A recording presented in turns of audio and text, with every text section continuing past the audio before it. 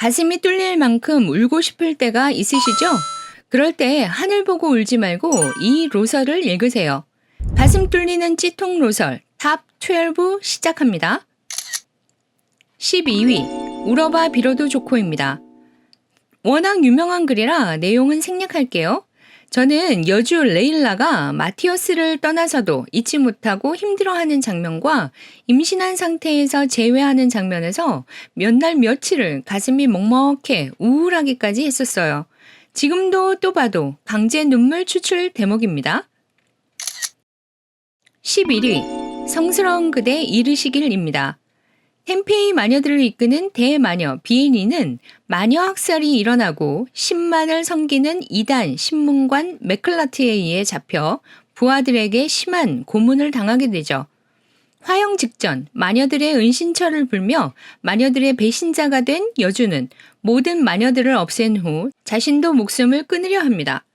경멸하던 마녀를 사랑하게 되고 그녀를 얻기 위해 자신의 모든 세계를 엎어버리는 남주의 피폐하고 아슬아슬하고 아린 사랑이 정말 슬퍼요. 10위 후원의 핀 제비꽃입니다.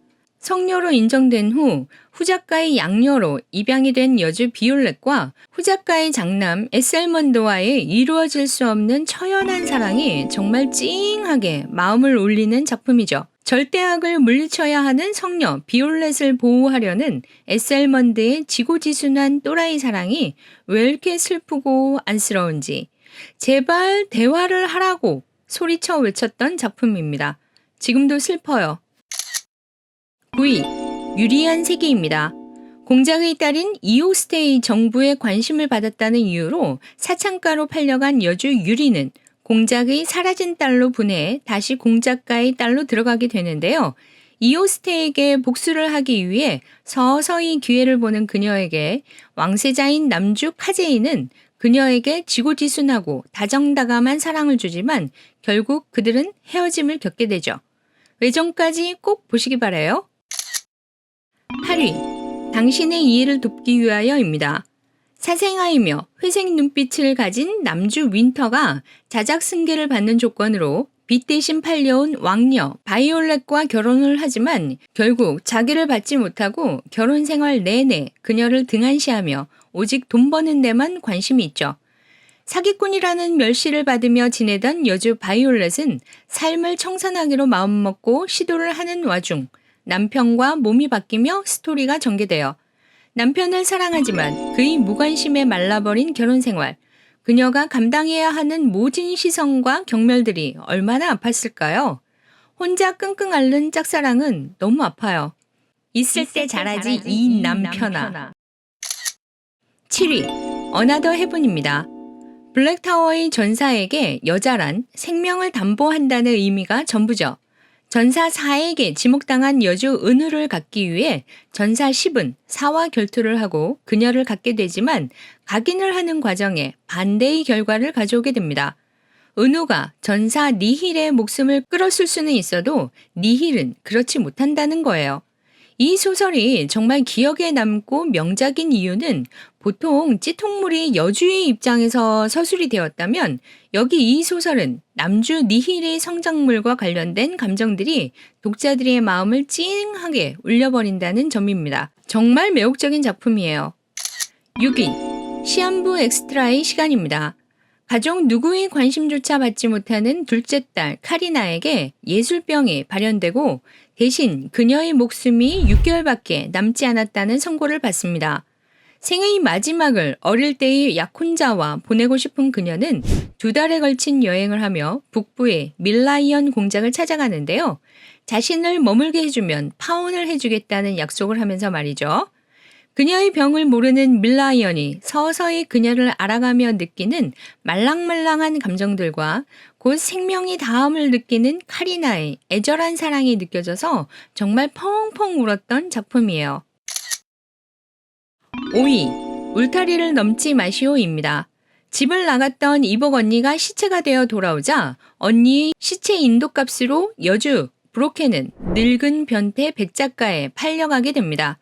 백작의 놀이개로 잡혀온 것을 알고 도망을 치는 그녀의 앞에 백작가의 기사 남주 아이오는 이름이 없던 그녀에게 브로케라는 이름도 지어주며 그녀에게 미러를 속삭이지만 뒤로는 그녀를 더러워하며 경멸까지 하죠. 그에게 이용만 당하는 여주가 너무너무 불쌍하고 정말 새드한 눈물을 뽑아내는 소설입니다. 4위, 네가 죽기를 바랄 때가 있었다입니다. 어릴 적 자신을 납치했던 델로아 공작의 딸인 이본느를 황후로 맞은 황제 카를로이는 아내인 그녀를 혐오할 수밖에 없죠.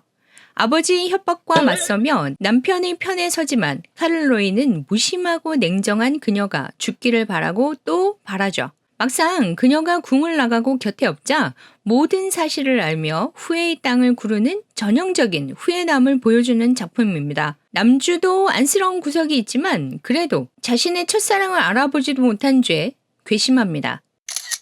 3위, 서약입니다. 여주 케일라는 어릴 때 자신을 구해준 백작의 장남 기데스를 흠모하던 중 이교도 땅에서 제외한 두 사람은 강한 끌림을 느끼며 사랑을 하려고 하지만 두 집안의 악연으로 위태롭게 버티고 있습니다. 이를 모르는 여주와 그를 알고 있으면서 그녀의 집안에 복수를 하려는 남주의 처절함에 보는 내내 휴지를 뽑게 만든 작품이에요. 정통 중세물 작품입니다. 2위, 얼음성입니다. 검투사 노예 출신인 남주 파베르는 그를 보살펴주던 샤샤라는 여자에게 사랑을 느끼지만 유부녀라는 사실을 알게 되고 그녀를 찾아갔을 때는 남편에게 살해당했다는 말을 듣게 됩니다.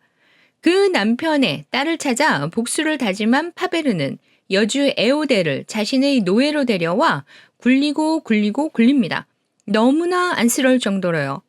다리를 절고 눈도 멀어버린 여주를 알아보지 못하고 구박하고 불주둥이 장렬을 하는 이 남자, 때려주고 싶다. 샤샤의 생존을 알게 된 남주가 그녀를 사오고 싶어 하지만 돈이 없는 걸 안 여주, 에오델은 자신을 다시 노예로 팔라고 말하는 대목에서 펑펑 지금 생각해도 눈물이 아플. 1위, 이제와 후회해봤자입니다. 황실의 사생아 이네스가 죽음을 앞두며 자신이 없을 경우 아들을 잘 보살펴달라는 당부를 수시로 하지만 남편 레이어는 알아듣지도 못하고 마지막 그녀의 잔에 독차를 따라주죠. 리뷰가 전혀 필요치 않은 이 소설은 무조건 보셔야 하는 눈물 종합 세트 총 집합입니다. 하지만 단점은 다음날 출근에 지장을 준다는 점입니다. 주의하세요. 오늘은 로판 랭킹을 리뷰했지만 다음 기회에는 현대물 찌통 랭킹을 리뷰해 볼게요. 구독과 좋아요 누르고 가주시와요.